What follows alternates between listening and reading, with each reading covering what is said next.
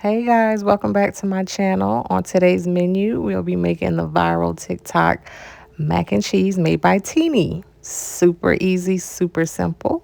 Here's all the ingredients. I'll also list the ingredients in the description, and you could always search for Teeny on TikTok to see her original video on how she made everything.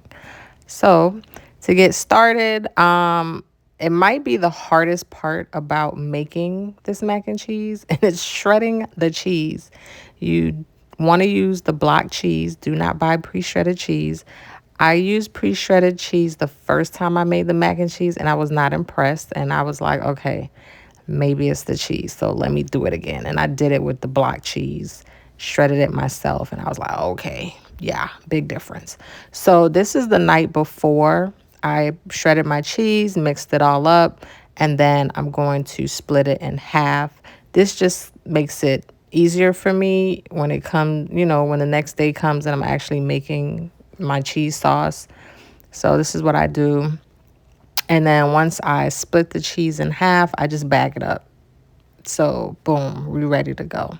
So now it's the day of, and we're getting ready to make our mac and cheese and make our cheese sauce. So here's the pasta that I'm using, cavatappi. I've also done it with regular elbow, so it's up to you what kind of pasta you want to use. But that cavatappi, that's the one. So now we're going to get into our cheese sauce. So to get started, we're going to melt our butter. And here's my seasonings. I mixed it all up. And then Teeny says to add half of your seasoning to your butter. So that's what I'm doing here.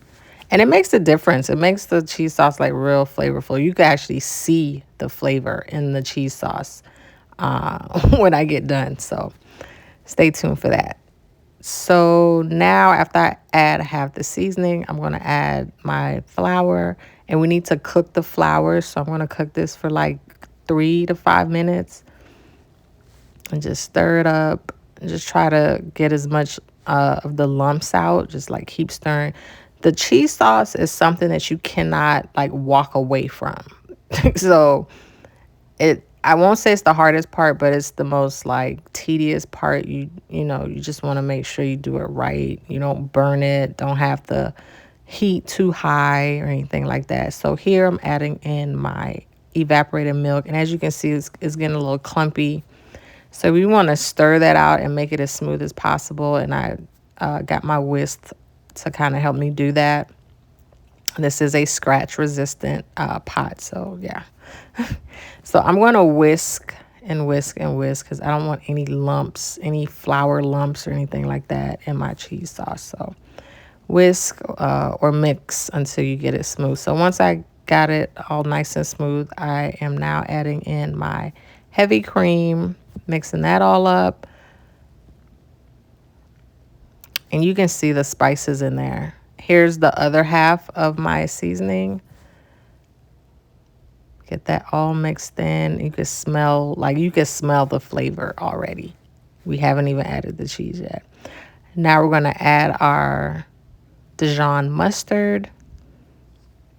It's a very small amount, but it makes a big difference.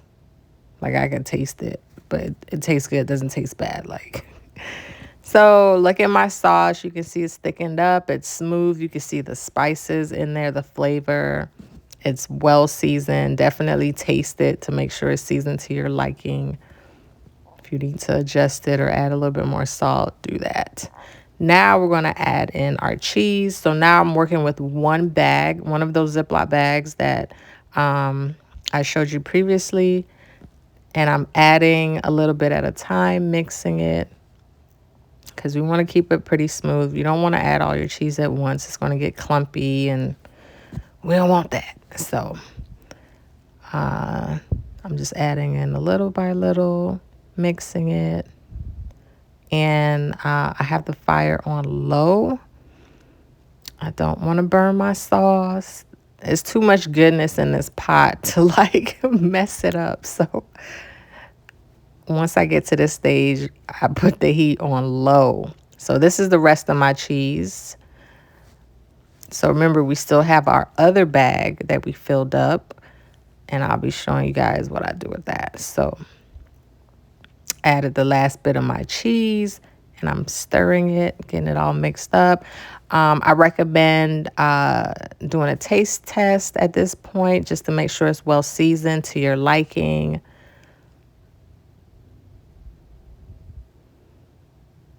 And now here's our drained pasta. We're going to go ahead and add it in. This was my first time using this brand of cavatappi. I actually wanted elbow for this mac and cheese, but they were sold out. So I made this for Thanksgiving. So I went ahead and got the cavatappi, and this was the brand. I got it delivered, and that's the brand that they gave me. I really like it. It's really good pasta. It cooked in like 10 minutes. It was really good. So we just want to stir this up. Stir it up real good. You want every noodle to be submerged in that cheese sauce. Get it nice and mixed up in there. And once it's all nice and mixed up, you want to do another taste test to make sure that, you know, your noodles and your cheese sauce, everything is just good to go. So here I am doing my little taste test. And once everything's good to go, you want to get you a baking pan. This is a 9x13 baking pan. So we're going to add half of the mac and cheese mixture to the bottom.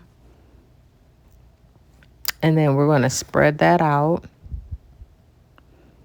So now that second bag of shredded cheese that we had, we're going to take half of the cheese out of that bag, and we're going to sprinkle it on top of our first layer.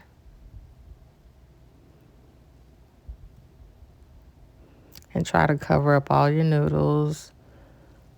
And now we're going to add the rest of our mac and cheese on top. I'm trying to do this as evenly as possible. So once we get that layer going, now we're going to add the other half of, basically the rest of the shredded cheese. We're going to add that on top.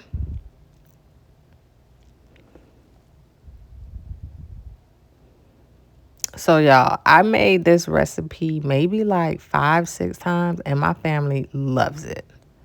Like, they ask me, are you gonna make that mac and cheese? I'm like, all right, I got you. Like, they already asked me, am I making one for Christmas? Like, yeah, I'm making one for Christmas. It's that good. And I haven't tweaked anything on the recipe. I make it exactly how Teeny, exactly how she has it on her recipe, on her video. It's exactly how I make it.